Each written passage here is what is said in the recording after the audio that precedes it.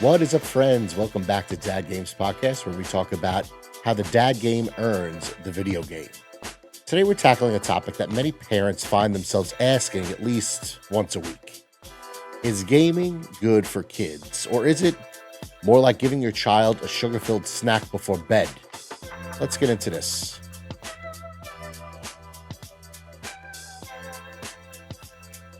I'm your host. My name is Chris. My friends call me Bango. That's Columbango. Bango is my gamer tag on all platforms, so if you ever want to play, that's how you'll find me. So, let's face it. Whether we like it or not, video games are a huge part of modern childhood, and hey, it's not all that bad. I started gaming when I was 9 years old, and Sonic the Hedgehog became my best friend in the third grade. And I think I turned out more than okay, being a happily married man, a former English and special ed teacher, of which I'm still certified to teach those subjects, and a father to 5 children. In fact, I'm going to start with the pros that gaming provides for kids because there are some serious upsides to gaming. First up, gaming could be a lifesaver for parents. When the kids are absorbed in their favorite game, it can give us adults a much needed break to handle those endless to do lists. Whether it's chores, answering emails, or even, dare I say, watching an episode of your favorite show in peace, gaming gives parents a little breathing room throughout the day. Let's not forget about educational games. These days, developers are creating games that don't just entertain, they educate. There's some pretty awesome apps and games out there that teach math, spelling, problem solving, and even coding in a fun and engaging way. Your kids might be learning without even realizing it. Plus, gaming isn't always a solo activity. Many games encourage teamwork, cooperation, and social interaction. Kids can build lifelong friendships whether they're playing together in the same room or online. And trust me, when you see siblings or friends working together on a Minecraft build or taking down a boss in a co-op game, you'll be amazed at the bonds they're building. I remember back in the day, Gears of War dropped. Childhood friend of mine, we'd go to his house, we'd play Gears all night. Couch co-op, some of the best memories made from gaming. Gaming is widely recognized for its potential to improve hand-eye coordination. Many video games, particularly action and platformer games, require players to react quickly and accurately to visual stimuli. Whether it's targeting enemies, navigating complex environments, or executing precise movements, players develop fine motor skills and their brains synchronize hand movements with visual inputs. This constant practice can sharpen reflexes and spatial awareness, making real world tasks such as driving or any kind of sport feel more intuitive. And beyond motor skills, gaming sessions can also foster problem solving abilities and cognitive flexibility. Many modern games challenge players to strategize, plan, and adapt to changing scenarios. Role playing games, for example, often present players with moral dilemmas or puzzles that encourage creative thinking and decision making. Additionally, multiplayer and cooperative games promote teamwork and communication skills, as players must collaborate to achieve common goals. And this blend of cognitive and social challenges can help develop essential life skills in an engaging and an interactive way. But, and this is a big but, folks, we've got to look at the flip side too. Unfortunately, it's not all sunshine and rainbows when it comes to managing behavior, especially managing that behavior when game time comes to an end. As much as games can keep kids busy, the downside is they can really struggle to break away from their screen time. You ever try to get your kid off the Xbox? We're in the middle of a heated battle. Yeah, it's like hitting pause on Game 7 of the Stanley Cup Final. There's yelling, maybe there's some tears, and the longer they play, the more intense these reactions can get. And speaking from experience, especially for my oldest child, who has autism, stopping the game could lead to some serious meltdowns. The frustration builds up, and you might find yourself dealing with not just a bad mood, but a full-blown screaming child or a really nasty disposition. It can make the whole process of pulling them off the game feel like a battle you're not winning. Then there's the issue of what happens after screen time comes to an end. Kids often become more lethargic, and getting them to focus on other tasks like homework or chores becomes an uphill climb. It's like their brains need a reboot from that screen time session. They might even seem more irritable and less cooperative once the gaming session is over. Honestly, some days it feels like it's not even worth it to award any kind of electronic time. If that time is not managed just like any other structured activity for kids, then too much screen time will definitely lead to even more problem behaviors. Trust me, I've experienced this firsthand with 5 different children. Well, I can't really count Tommy because he's still very much a baby that doesn't get any screen time whatsoever. But I can absolutely tell you that he loves the tablet whenever he gets his hands on one. That kid, he'll just take one of his siblings. We have the little Fire HD tablets for them. And the minute one of them put him down, Tommy's grabbing it and he's just walking around with it. And I do notice that when I take it away, chances are he's not too happy as opposed to other toys he has. If I take those away, it's no problem. But, when it comes to the tablet, Tommy's got a problem. So, is gaming good for kids? Well, like most things in parenting, there's no clear yes or no.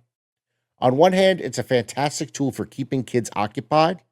It can be educational and it helps them connect with others.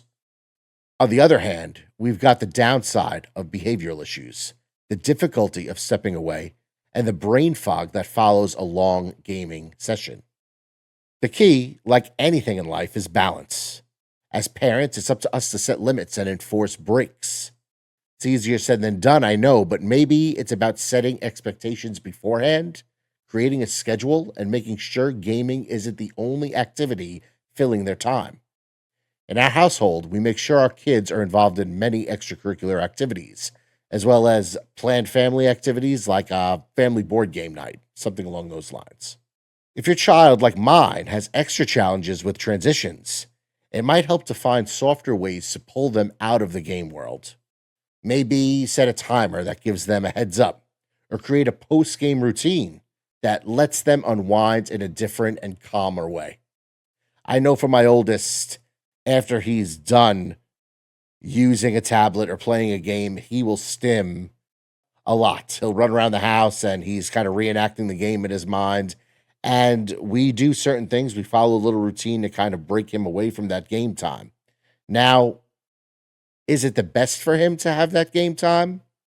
One could look at it and say, no, it's probably not. But he does enjoy it. And if we did give him game time, if we did award him game time, he definitely earned that time with positive behavior in school. That being said, he tried hard. He's masking all day long to kind of bury those emotions, and he doesn't want to react a certain way. And he held it together, so that deserves a reward. However, he can't have too much of that reward because that'll lead to other problem behaviors, and too much of a good thing isn't always the best thing. Whether your team, quote unquote, let them play or team, quote unquote, screen time limits, the most important thing is finding what works best for your family. And finding a balance between game time, family time, and academic time has been the key to success in our household. Now, does every day go according to plan? Absolutely not. But as long as that framework is there and the kids understand an expected schedule, then game time might just be a great addition to keeping kids balanced and happy. The dad game earns the video game, folks. Now let's change gears and get into what I'm playing right now. Star Wars Outlaws is a breath of fresh air for fans of the franchise and open world games alike. The seamless integration of space and ground combat offers an immersive experience that rivals any modern RPG. The story is compelling with rich character development, and the protagonist, Kay Vess, feels relatable yet daring at the same time. The game world is huge. You'd expect that from a galaxy far, far away. The game world is huge with various planets to explore, each full of side quests, lore, and intricate environments that feel alive. The mix of stealth, action, and decision making makes every mission feel unique and exciting. It's the open world Star Wars game that I feel like we've all been waiting for. We've explored the lightsaber Jedi side of things, and now, for the first time in a Star Wars game, as I punch my microphone here, we are taking a look at Star Wars from a different point of view. We're looking at from essentially a criminal's point of view, and they are navigating the criminal underworld, which is something we've never seen in a Star Wars game. So I just started the game. I'm giving my first impressions on it, and so far, so good. But of course, like anything, there are some, I want to say constructive criticisms about the game. As beautiful as Star Wars Outlaws looks, it falls short in gameplay depth. The world, though it's vast, feels repetitive after a few hours of play, and missions often follow the same formula, and the AI is laughably predictable, which takes away from any sense of a real challenge. While the space to ground transitions are seamless, the dogfighting in space quickly becomes tedious. It feels like the game tried to do too much and ended up spreading itself too thin. Plus, there's a noticeable lack of customization for weapons and ships, which really limits replayability, in my view. If I'm going to go back in and play a game, I would definitely want to change things up the way I look, or the weapons I use, or the ship I have.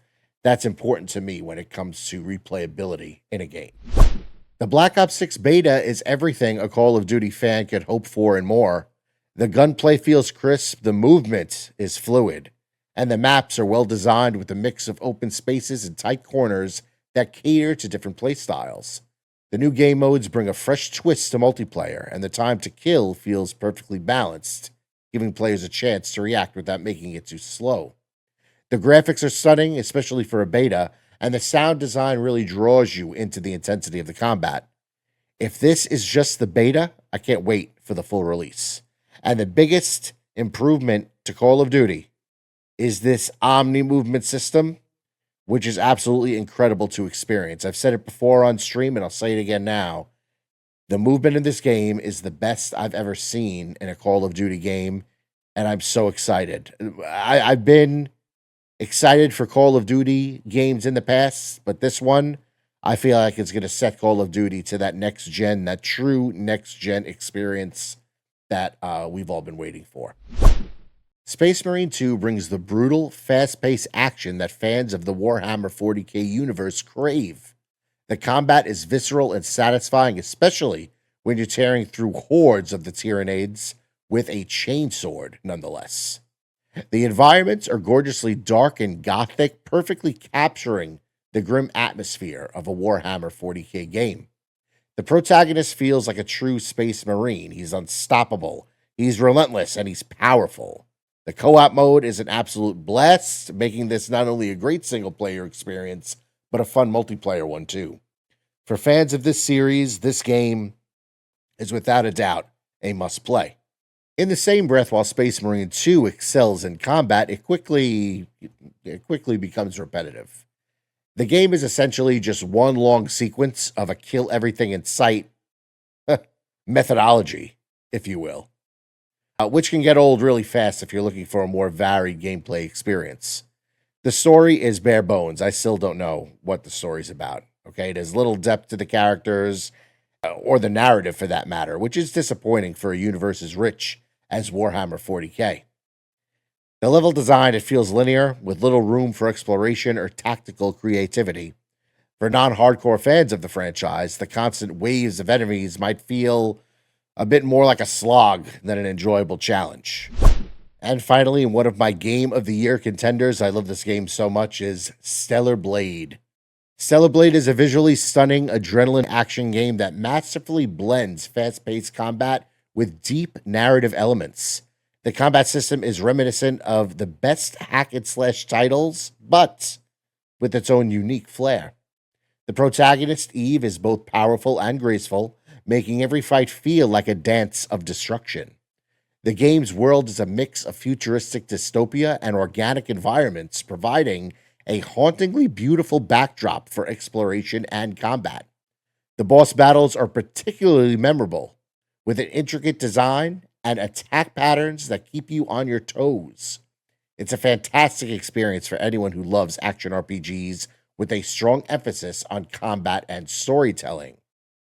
Now, Stellar Blade is undeniably gorgeous, but it struggles with pacing and repetition. The combat, while it's fluid and satisfying at first, starts to feel one-dimensional after a few hours. The game also leans heavily on difficult boss fights without giving players enough variety in how to approach them. The story, although it's interesting, can feel disjointed at times, leaving you wondering about the deeper motivations of these characters. And while the visuals are impressive, the levels themselves feel somewhat linear with limited exploration options. Overall, Celeblade is a beautiful game with flashes of brilliance but lacks some depth in some areas. That's it for this episode of DGP.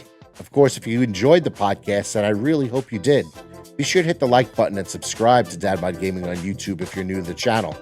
Be sure to also follow Dad Mod Gaming on Twitch and all other social platforms, as I like to share different content on each platform and I don't want you to miss a thing. Live streams, which I affectionately call DMG Live or Dad Mod Gaming Live, is every Friday night starting around 10 p.m. Eastern on YouTube, Twitch, and TikTok.